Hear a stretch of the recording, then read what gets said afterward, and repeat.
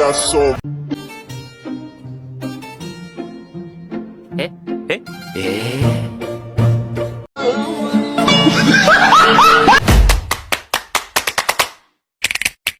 motherfucking design on right now. Bring it down, bring it down, bring it down. I got 3 old guys on the block. Assalamualaikum warahmatullahi wabarakatuh. Shalom, Om Swastiastu, Namo Buddhaya, Salam Kebajikan, Salve, Salam Pancasila. Perkenalkan, nama saya Yohana Apriana Clarita Petokoten dengan NIM 210 107 0030, kelas A, semester 5 dari program studi Pendidikan Pancasila dan Kewarganegaraan. Di sini saya membuat video mengajar guna untuk memenuhi syarat tugas UTS dari mata kuliah Strategis Belajar Mengajar PPKN. Halo, selamat pagi adik-adik. Sebelum kita memulai pembelajaran kita pada pagi ini, marilah kita berdoa menurut agama dan kepercayaan kita masing-masing. Berdoa dimulai.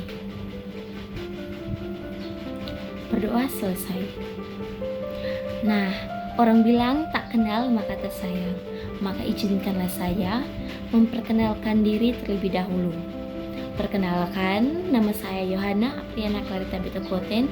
Saya mahasiswa Pendidikan Pancasila dan Kewarganegaraan. Di sini saya akan mendampingi adik-adik selama 1 semester ini. Kiranya adik-adik dapat menerima saya seperti layaknya keluarga sendiri.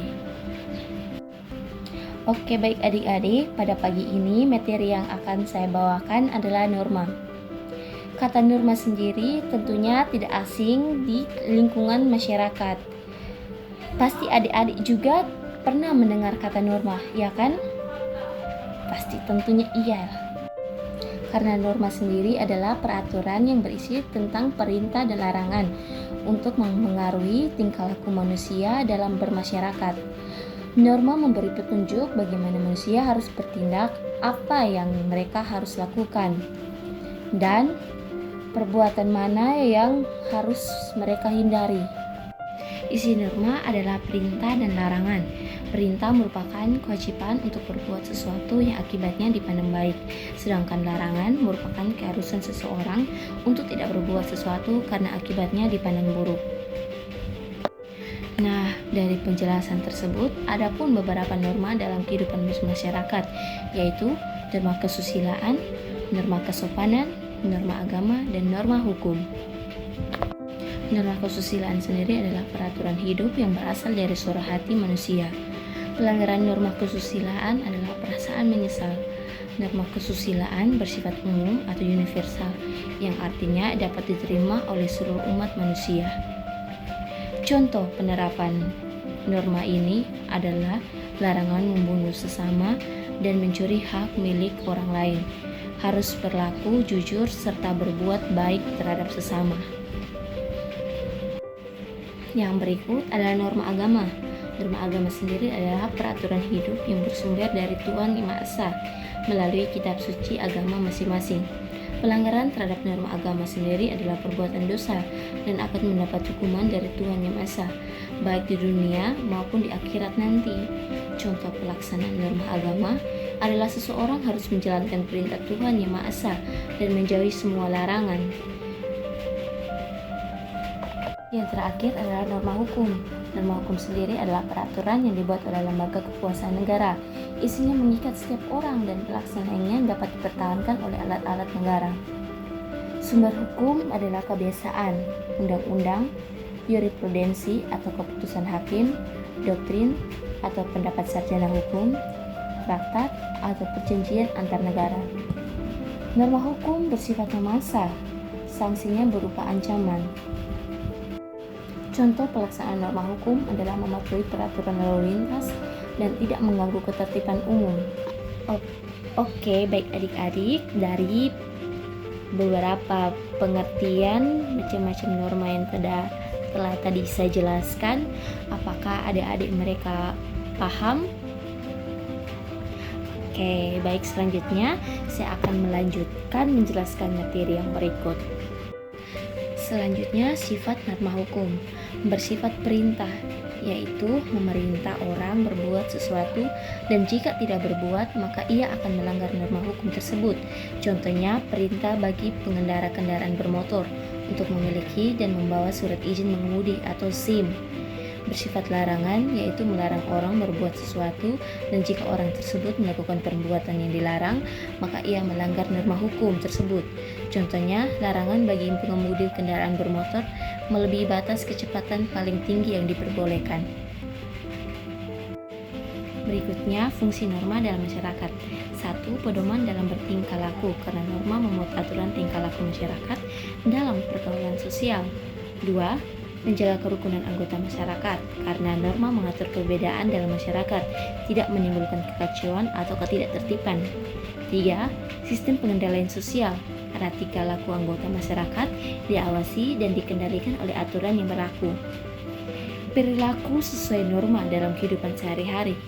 Norma mendorong, bahkan menekan individu dan kelompok ataupun masyarakat secara keseluruhan untuk mencapai nilai-nilai sosial.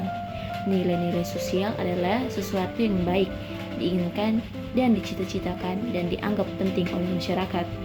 Adapun norma merupakan peraturan untuk berbuat yang dibenarkan dalam mewujudkan cita-cita tersebut. Jika nilai adalah perilaku yang diinginkan, maka norma merupakan cara perilaku masyarakat yang disetujui untuk mencapai nilai tersebut. Sikap patuh akan muncul pertama kali dalam diri sendiri apabila sudah mencari kesadaran.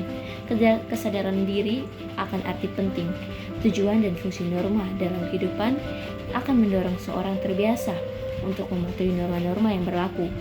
Oleh karena itu, alangkah baiknya jika kalian membina sikap dan budaya.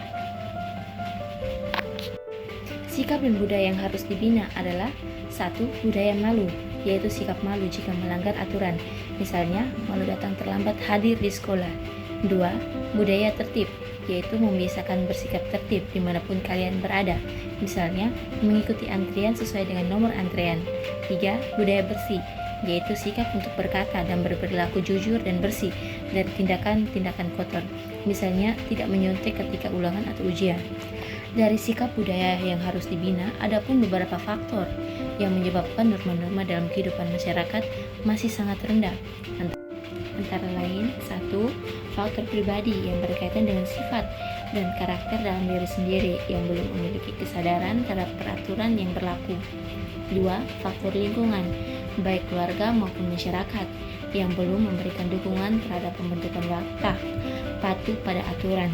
Misalnya, kurangnya perhatian orang tua dan teman sebaya sehingga tingkah lakunya kurang baik. Nah, adik-adik, apakah kalian sudah mengerti apa yang telah kakak jelaskan tadi? Oke, baik, terima kasih karena telah mendengarkan penjelasan yang telah kakak jelaskan tadi. Kalau ada pertanyaan, mungkin kalian bisa bertanya. Oke, baik, terima kasih. Nah, adik-adik, mungkin sampai di sini saja pertemuan kita pada kali ini. Minggu depan baru kita akan lanjutkan membahaskan materi yang berikutnya lagi. Sampai jumpa adik-adik.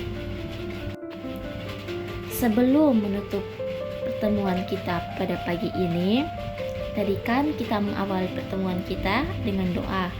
Nah, oleh karena itu, untuk menutup pertemuan kita pada pagi ini juga, kita pun harus berdoa. Berdoa menurut agama dan keyakinan kita masing-masing. Berdoa mulai. Berdoa selesai. Baik adik-adik, terima kasih atas waktu dan kesempatan yang telah diberikan kepada kakak tadi, sehingga kita bisa saling belajar, saling bertukar pikiran. Terima kasih, sampai jumpa minggu depan. See you next time.